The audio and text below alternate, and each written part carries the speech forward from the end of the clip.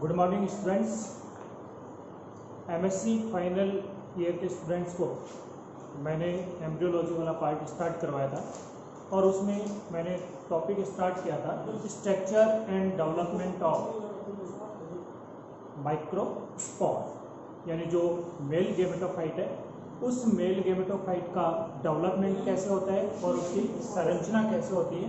तो आज इसमें अपन बात करेंगे जो एंथर पार्ट है, उस एंथर का जब हम टीएस काटते हैं तो उस एंथर के अंदर हमें कौन कौन सी लेयर्स उनके अंदर नज़र आ रही हैं और उनकी जो वॉल है वो कितनी लेयर्स की बनी हुई है और उन लेयर्स का फंक्शन क्या है। तो स्टूडेंट्स, मैंने आपको बताया था कि यदि हम डाइथिकस प्रकार के एंथर का सेक्शन कटिंग करते हैं तो इस प्रकार की स्ट्रक्चर जो है वो हमें नजर आती है। मीन्स ये बाई लॉब्ड कंडीशन है, दो लॉब्स का बना हुआ है और टेट्रा स्पोरेंजिएट प्रकार की कंडीशन इसके अंदर प्रेजेंट है। मीन्स चार माइक्रोस्पोरेंजियम इसमें चार कॉर्नर के ऊपर प्रेजेंट होती है। तो इसमें मैं केवल आपको एक ही पार्ट का डायग्राम बना करके इसके अंदर आपको बताऊंगा, बाकी जो कॉर्नर्स हैं उनके अंदर भी वही कंडीशन प्रेजेंट होती है जिस प्रकार की संरचना यहाँ पर पाई जाती है। तो इस एंथर की जो वॉल है उस वॉल की स्ट्रक्चर किस प्रकार की होती है इस भाग को हम देखेंगे। तो इसमें आप देखिए एंथर वॉल जो पार्ट है उस एंथर वॉल के अंदर आप देखेंगे सबसे आउटर मोस्ट जो लेयर इसके अंदर प्रेजेंट होती है, ये सबसे आउटर मोस्ट लेयर कौन सी होगी? एपिडर्मिस लेयर प्रेजेंट होगी सबसे बाहर की तरफ, एपिडर्मिस।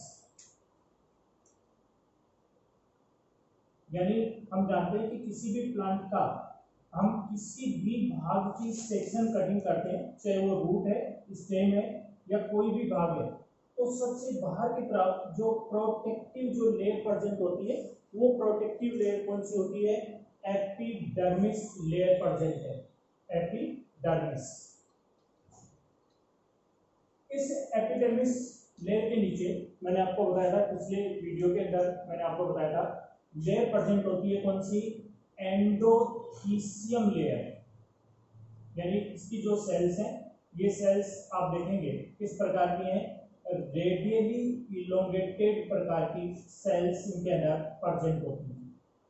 ये लेयर है एंडोथीसियम। तो एंडोथीसियम जो लेयर है ये इसके बाहर की तरफ यहाँ प्रेजेंट होगी। इस एंडोथीसियम लेयर के नीचे यहाँ पर आप देखेंगे 3 to 4 लेयर्स प्रेजेंट होती है कौन सी? Middle layer. यानी यहाँ पर आप देखेंगे 3 to 4 लेयर्स प्रेजेंट होंगी मिडल लेयर। ये भाग हमें नजर आएगा और इस भाग के अंदर की तरफ जो मिडल लेयर है, इस मिडल लेयर के अंदर आप देखिए 3 to 4 लेयर्स यहाँ प्रेजेंट है और सबसे इनरमोस्ट जो लेयर प्रेजेंट होती है जो यहाँ पर माइक्रोस्पोरेंजियम के बाहर की तरफ प्रेजेंट होगी। ये माइक्रोस्पोरेंजियम पार्ट है और इसमें लेयर होगी टेपेटम लेयर। यहाँ पर लेयर है, ये है टेपेटम सेल्स की बनी हुई लेयर प्रेजेंट। टेपेटम लेयर, इस टेपेटम लेयर के अंदर की तरफ यहाँ पर मैंने आपको बताया था स्पोरोजीनस टिश्यू प्रेजेंट होगा। यानी यहाँ पर जो सेल्स हैं वो कौन सी हैं? स्पोरोजीनस टिश्यू सेल्स प्रेजेंट होंगी। और इसके अंदर मैंने आपको बताया था कि जब माइक्रोस्पोरेंजियम मैच्योर हो जाता है या स्पोरोजीनस जो सेल्स हैं जब इनमें डिवीजन कंप्लीट हो जाता है, फर्दर डिवाइड नहीं होती है, तो इसकी प्रत्येक जो सेल है वो प्रत्येक सेल क्या काम करती है? माइक्रोस्पोर मदर सेल की तरह काम करती है और प्रत्येक माइक्रोस्पोर जो मदर सेल इनके अंदर बनेगी उसमें डिवीजन होगा, मियोसिस डिवीजन, और मियोसिस डिवीजन के द्वारा 4 माइक्रोस्पोर बनते हैं। मीन्स 4 यहाँ पर क्या बन जाते हैं, पोलन ग्रेन्स बनते हैं। इसके द्वारा, इस स्पोरोजेनस टिश्यू के द्वारा, जिसकी प्रत्येक जो सेल है वो माइक्रोस्पोर मदर सेल की तरह काम करेगी। तो इसमें ये जो लेयर है, ये लेयर होगी एंडोथीसियम लेयर, एंडोथीसियम। ये लेयर है इसके अंदर मिडल लेयर, मिडल लेयर होगी। और ये जो भाग है इसके अंदर, ये लेयर होगी टेपेटम, टेपेटम लेयर। और अंदर की तरफ ये हो गया कौन सा भाग, स्पोरोजेनस, स्पोरोजेनस टिश्यू, ये भाग इसके अंदर बनता है।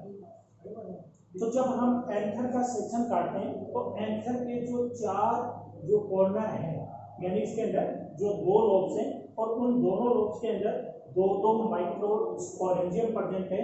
तो चारों ही भाग के अंदर इसी प्रकार की स्ट्रक्चर जो है वो हमें नजर आएगी। और यहाँ पर जो बीच का भाग है वो इसका क्या कहलाता है, कनेक्टिव भाग कहलाता है। तो कनेक्टिव के द्वारा ये पार्ट इसमें जुड़ा हुआ होता है। अब अपन बात करें इसकी जो प्रत्येक लेयर है, उस प्रत्येक लेयर का क्या फंक्शन इनके अंदर होता है। तो स्टूडेंट आप देखिए कि सबसे आउटर मोस्ट जो लेयर है, ये सबसे आउटर मोस्ट लेयर कौन सी होगी, एपिडर्मिस लेयर होगी।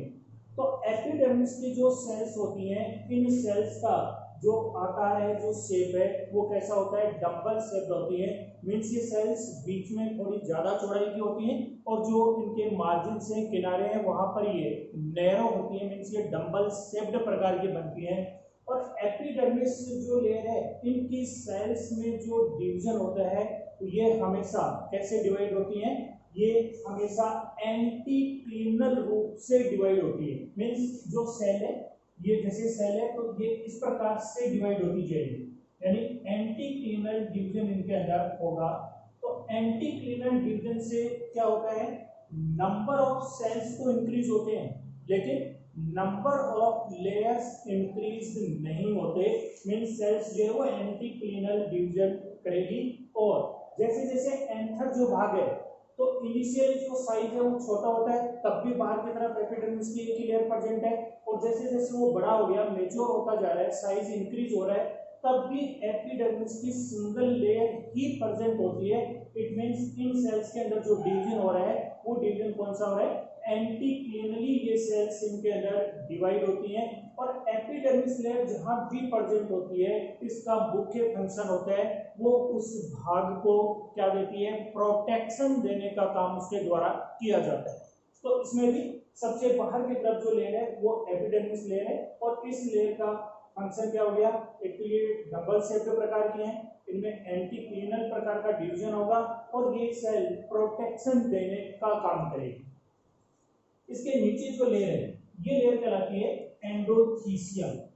तो एंडोथीसियम की जो सेल्स हैं, इन सेल्स के अंदर क्या विशेषता है कि इनकी जो सेल्स हैं, ये सेल्स एक तो रेडियली इलोंगेटेड प्रकार की, यानी ये सेल्स इस प्रकार से लंबाई वाली सेल्स प्रेजेंट होती हैं। दूसरा, इन सेल्स के अंदर विशेषता होती है कि इनकी जो वॉल्स हैं, इन वॉल के ऊपर यहाँ पर डिपोजिशन पाया जाता है, किसका, अल्फा सेलुलोज का डिपोजिशन इनके ऊपर होता है, जिसकी वजह से इनकी जो वॉल है वो वॉल कैसी बन जाती है, थिक प्रकार की बन जाती है, थिकनेस इनके अंदर आ जाती है।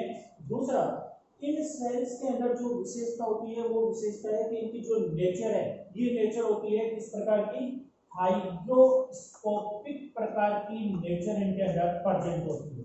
ये हाइग्रोस्कोपिक प्रकार की नेचर इनके अंदर, जिसकी वजह से क्या होता है कि जब एंथर भाग इसमें ग्रोथ करता है तब ये सेल्स वाटर को एब्जॉर्ब करके रखती हैं और एंथर को एक निश्चित शेप या आकार जो है उसको दे करके रखती हैं।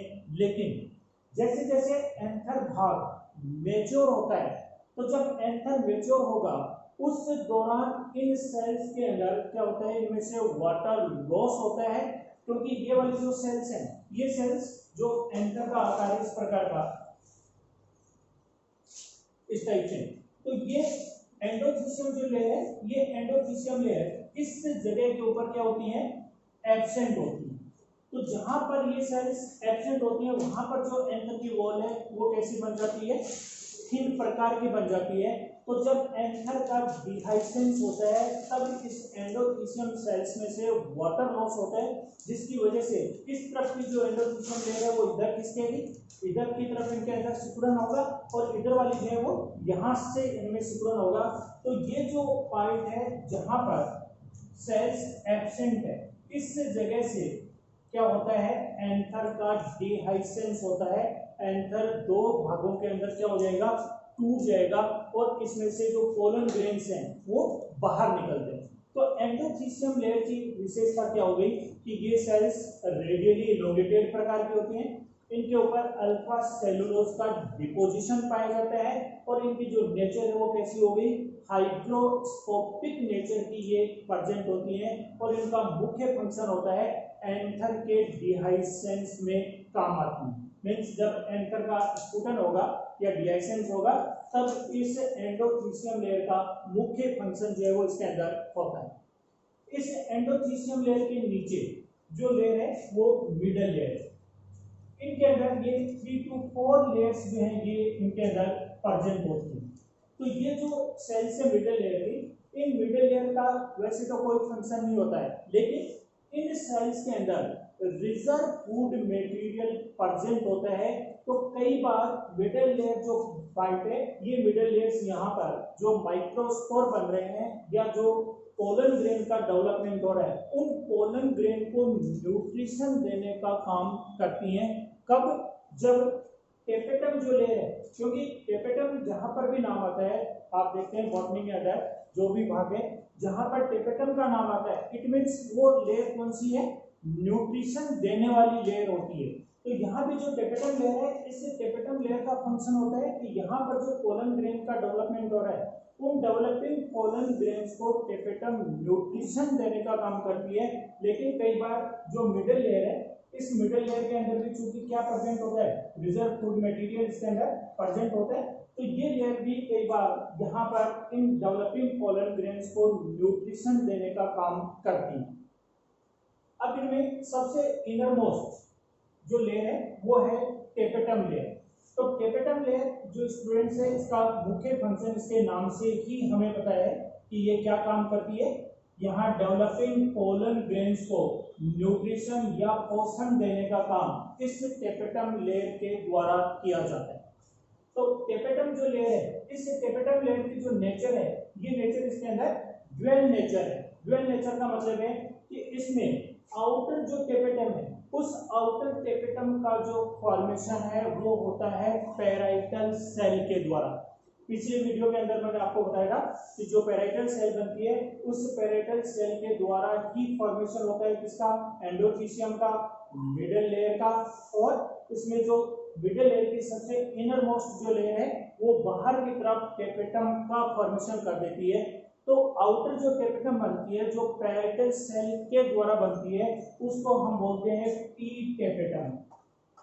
ये कहलाएगी पी टेपेटम लेयर, हम इसको बोलते हैं। दूसरा, अंदर की तरफ जो टेपेटम लेयर है, उस टेपेटम लेयर का जो फॉर्मेशन है वो फॉर्मेशन होता है कनेक्टिव सेल्स के द्वारा, यानी बीच में जो कनेक्टिव सेल्स हैं उनके द्वारा होता है। तो ये जो लेयर बनती है इसको हम बोलते हैं सी टेपेटम, इसको कहा जाता है। तो टेपेटम जो लेयर है इसकी ड्यूअल नेचर होगी, यानी आउटर जो भाग है वो पैराइटल सेल के द्वारा बन रहा है, तो ये पी टेपेटम कहलाएगी, और अंदर वाला जो भाग है वो कनेक्टिव सेल से बन रहा है, इसलिए हम इसको क्या बोलते हैं, सी टेपेटम लेयर इसको कहा जाता है। तो टेपेटम जो लेयर है, इस टेपेटम लेयर का मुख्य जो फंक्शन है वो फंक्शन है यहाँ पर जो डेवलपिंग पोलन ग्रेन्स हैं, उन डेवलपिंग पोलन ग्रेन्स को न्यूट्रिशन देने का काम करती है टेपेटम लेयर। अब इस टेपेटम लेयर की जो नेचर है, यानी ये किस प्रकार से न्यूट्रिशन इसको देती है, तो उस न्यूट्रिशन प्रोवाइड करने के बेसिस पर टेपेटम जो लेयर है वो दो प्रकार की बनती है। एक तो हम इसको बोलते हैं, इसकी जो नेचर है वो कैसी होती है, अमीबॉइडल प्रकार की, अमीबॉइडल, या इसको हम बोलेंगे प्लाज्मोडियल नेचर। मींस इस कंडीशन के अंदर जो टेपेटम है वो न्यूट्रिशन कैसे देगी, कि टेपेटम लेयर की इनर जो वॉल है, ये इनर वॉल टूट जाती है और इसके टूटने से इनका जो प्रोटोप्लाज्म पार्ट है, वो प्रोटोप्लाज्म पार्ट कहां पर आ जाता है, इस माइक्रोस्पोरेंजियम के अंदर आ जाता है और वो प्रोटोप्लाज्म आपस में जुड़ जाते हैं और उनके जुड़ने की वजह से उनका जो आकार है वो कैसा बन जाता है, अनियमित प्रकार का बन जाते हैं। इसलिए इसकी जो नेचर है वो कैसी होती है, अमीबॉइडल नेचर इसको कहा जाता है। तो ये काफी कम प्लांट्स के अंदर अमीबॉइडल जो नेचर है वो हमें देखने को मिलती है। तो इसमें इसको पेरिप्लाज्मोडियल लेयर भी इसको कहेंगे।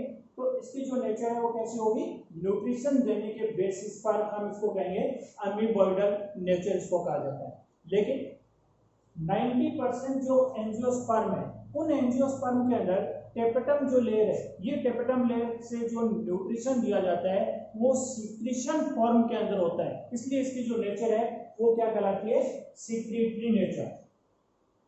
यानी यहां पर जो टेपेटम लेयर है, उस टेपेटम लेयर के अंदर किसी भी प्रकार का डीजनरेशन नहीं होता है। मींस ये जो वॉल है इनकी वो इंटेक्ट रहती है और जो न्यूट्रिशन है वो न्यूट्रिशन किस रूप में मिलेगा इनको, सीक्रेशन फॉर्म के अंदर मिलता है। मींस यहाँ से जो न्यूट्रिटिव जो सब्सटेंस है वो यहाँ से सीक्रेट होकर के माइक्रोस्पोरेंजियम के अंदर जाते हैं और वो उस डेवलपिंग जो पोलन ग्रेन्स हैं उनको न्यूट्रिशन देने का काम करते हैं। अब इस सीक्रेटरी नेचर के अंदर जो टेपेटम लेयर है, इस टेपेटम लेयर से जैसे ही न्यूट्रिएंट्स यहाँ से निकल रहे हैं तो इनमें से कुछ जो प्रोटीनेसियस पार्ट हैं वो राउंड शेप्ड प्रकार की स्ट्रक्चर फॉर्म के अंदर होते हैं और उनको हम बोलते हैं प्रोयूबिस बॉडीज, इनको कहा जाता है। प्रोयूबिस बॉडीज इनको बोलते हैं, जो कहां से निकल रही हैं, टेपेटम जो लेयर है उनसे ये इसमें से बाहर निकलती है। ये जो प्रोयूबिस बॉडीज हैं, इन प्रोयूबिस बॉडीज के ऊपर यहाँ पर स्पोरोपोलेनिन का डिपोजिशन होता है। स्पोरोपोलेनिन, तो स्पोरोपोलेनिन जो भाग है, ये स्पोरोपोलेनिन प्रोयूबिस बॉडीज के साथ में अटैच होने पर ये प्रोयूबिस बॉडीज जो है वो यूबिस बॉडीज के अंदर कन्वर्ट हो जाती है। अब इनको हम बोलेंगे यूबिस बॉडीज, इनको हम कहेंगे। तो ये जो यूबिस बॉडीज इनके अंदर बन रही है, इन यूबिस बॉडीज का मुख्य जो फंक्शन है वो क्या होगा कि जो पोलन ग्रेन्स बन रहे हैं उन पोलन ग्रेन्स की जो आउटर वॉल है जिसको हम एक्साइन लेयर कहते हैं, तो जो एक्साइन लेयर की जो थिकनेस है, क्योंकि पोलन ग्रेन्स के ऊपर दो लेयर्स प्रेजेंट है, एक अंदर की तरफ स्मूथ प्रकार की लेयर है, ये कहलाती है इंटाइन लेयर, और बाहर की तरफ जो लेयर इसके अंदर प्रेजेंट है ये कहलाती है एक्साइन। तो जो पोलन ग्रेन्स इनके अंदर है, उन पोलन ग्रेन्स की जो एक्साइन लेयर है या उसकी जो थिकनेस है, उस थिकनेस को बढ़ाया जाता है किसके द्वारा, यूबिस बॉडीज के द्वारा इसको बढ़ाया जाता है। तो जो टेपेटम लेयर है, ये टेपेटम लेयर या तो यहाँ पर न्यूट्रिशन देती है किस फॉर्म के अंदर, अमीबॉइडल कंडीशन के अंदर, या फिर ये न्यूट्रिशन देती है किस फॉर्म के अंदर, सीक्रेटरी फॉर्म के अंदर, यानी सीक्रेशन जो है वो इनमें से होता है। और इनमें ये जो पार्ट है प्रोयूबिस बॉडी, स्पोरोपोलेनिन वाला जो भाग है इसके साथ में ये क्या बनाती है, यूबिस बॉडीज बनाती है। और ये यूबिस बॉडीज जो पोलन ग्रेन्स है उनकी थिकनेस बढ़ाती है, यानी जो एक्साइन है उसके साथ में ये अटैच हो जाती है। अब इससे टेपेटम लेयर का फंक्शन क्या है, तो टेपेटम लेयर का जो फंक्शन है वो मैंने आपको बता दिया। सबसे मुख्य जो फंक्शन है इसका वो है यहाँ पर जो डेवलपिंग पोलन ग्रेन्स है, उन डेवलपिंग पोलन ग्रेन्स को न्यूट्रिशन देने का काम किया जाता है इसके द्वारा, टेपेटम लेयर के द्वारा। सेकंड जो इसका फंक्शन है वो फंक्शन क्या हो गया कि जो पोलन ग्रेन्स है उन पोलन ग्रेन्स की जो एक्साइन लेयर है उस एक्साइन लेयर की थिकनेस बढ़ाने का जो काम है वो इस टेपेटम लेयर के द्वारा इसके अंदर होता है। तीसरा इंपॉर्टेंट फंक्शन इसके अंदर ये होता है कि यहाँ से जो प्रोटीन सब्सटेंस इस एक्साइन लेयर के ऊपर डिपॉजिट होते हैं, उस कंडीशन के अंदर क्या होता है कि ये पोलन ग्रेन्स जैसे ही पॉलिनेशन का प्रोसेस होता है और ये अपनी ही स्पीसीज की जो स्टिग्मा है वहां जाकर के ये क्या होते हैं, गिरते हैं। तो यदि मान लीजिए यहाँ पर पोलन ग्रेन्स किसी दूसरी स्पीसीज के स्टिग्मा के ऊपर जाकर के यदि गिरते हैं तो वहां पर ये उस स्टिग्मा पार्ट को आइडेंटिफाई करते हैं। अगर उस स्पीसीज की वो स्टिग्मा नहीं है तब ये वहां पर जर्मिनेट नहीं होते, यानी पोलिनेशन जो है या फर्टिलाइजेशन का जो प्रोसेस है वो उसके अंदर नहीं होता। इसको हम बोलते हैं रिजेक्शन रिएक्शन, इसको कहा जाता है रिजेक्शन रिएक्शन। तो रिजेक्शन रिएक्शन का मतलब इसके अंदर क्या हो गया कि जो पोलन ग्रेन्स है ये पोलन ग्रेन्स अपनी ही जाति की स्टिग्मा की पहचान करते हैं, उसको आइडेंटिफाई करते हैं। तो जिन सब्सटेंसेस के द्वारा या जिन प्रोटीन पार्ट के द्वारा इसको आइडेंटिफाई किया जाता है वो किसके द्वारा प्रोवाइड करवाए जाते हैं, टेपेटम लेयर के द्वारा। दूसरा, जो पोलन ग्रेन्स हैं इन पोलन ग्रेन के ऊपर जो प्रोटीन है उन प्रोटीन की वजह से इनके अंदर क्या हो जाता है, कई बार जो आपने देखा होगा कि जैसे ही एनवायरनमेंट के अंदर बहुत सारे पोलन ग्रेन्स प्रेजेंट होते हैं तो जनरली जो है वो लोगों को क्या हो जाती है, नाक में से पानी बहना, छींके आना, या उनके हेड फीवर बुखार जो है वो उनके होना, या एलर्जी। तो जो एलर्जी का कॉज होता है वो मुख्य कारण यहाँ पर इन पोलन ग्रेन्स की जो एक्साइन लेयर है उस एक्साइन लेयर के ऊपर पाई जाने वाली जो प्रोटीन सब्सटेंस है उनकी वजह से ये भाग उनके अंदर होता है। तो जो टेपेटम लेयर है उस टेपेटम लेयर का फंक्शन क्या हो गया, न्यूट्रिशन देना हो गया, रिजेक्शन रिएक्शन वाला भाग हो गया, इससे क्या डेवलप हो जाती है, एलर्जी इनसे बनती है, हेड फीवर जो है वो इनके द्वारा बन जाता है। अब जो टेपेटम लेयर है इस टेपेटम लेयर के अंदर चूंकि इसका मुख्य फंक्शन है न्यूट्रिशन देना, इसलिए इस लेयर के जो सेल्स हैं उन सेल्स के अंदर डीएनए का जो अमाउंट है वो दूसरे सेल्स के कंपैरिजन में यहाँ पर ज्यादा होता है। तो वो डीएनए अमाउंट इनमें किस कारण से होता है, कौन कौन से रीजंस हैं जिसकी वजह से इनमें डीएनए का अमाउंट ज्यादा होता है, वो अपन नेक्स्ट स्टैंडर्ड वीडियो के अंदर करेंगे। Thank you, thanks.